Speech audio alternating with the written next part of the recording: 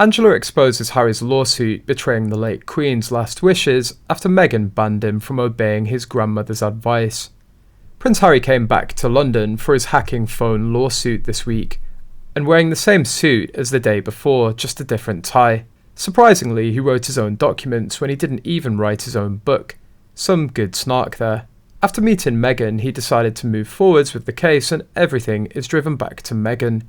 Whatever irks Meghan, it was all before he met her, but he still decided to go after the case. William did the right thing by settling out of court and protected his family's positive relationship with the media.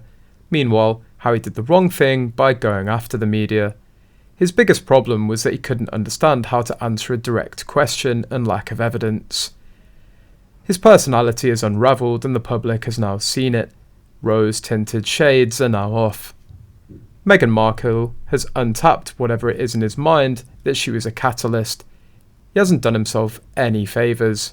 Harry's always criticised the media for violating his privacy, but he forgets that he himself sold the privacy of the royal family and his own in a 416-page book. Yesterday, Neil Sean said that before Queen Elizabeth II wanted to meet with them at Balmoral in the summer to ask them to not publish Spare and not go forward with the lawsuit, they refused to meet her. It seems that Meghan prevented Harry from coming.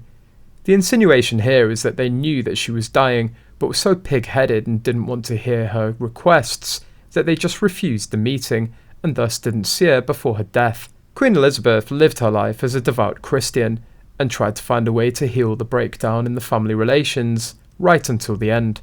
The source that Neil Sean has is said to have come from Angela Kelly. Queen Elizabeth II's dresser was not forced out of a home in Windsor and instead chose to leave to be closer to her family, a royal expert says. Kelly worked for the monarch for around 30 years, but her time within the royal household ended when the Queen died last September. There had been talk that she was forced to leave Windsor, but the Daily Express's royal correspondent Richard Palmer, speaking on our Royal Roundup earlier today, said that this wasn't the case. He says that she could have stayed in a home for as long as she wanted and that King Charles has bought her a house in Derbyshire so she can be closer to her family. Palmer said, "She's got children and grandchildren in the north of England, and my understanding is she wanted to spend more time with them." He added, "The key thing I was told was that she could have stayed in Windsor. She could have stayed in that house in Windsor that she's had. Having retired, she could have had it for the rest of her life, so she wasn't forced out of her home at all." Then it's subsequently transpired, well, it's certainly been reported, that the king has actually bought a house for her. It's not been made clear where the money for the house came from. I think it will have come from the Duchy of Lancaster money, what they call the Privy Purse. He added, "I think the house will revert to the crown when she's gone, so he's bought her a retirement home up there." I think there's a little bit of tension, because she was very close to the Queen, but I'm not sure it's as vicious and as tense as it's been portrayed.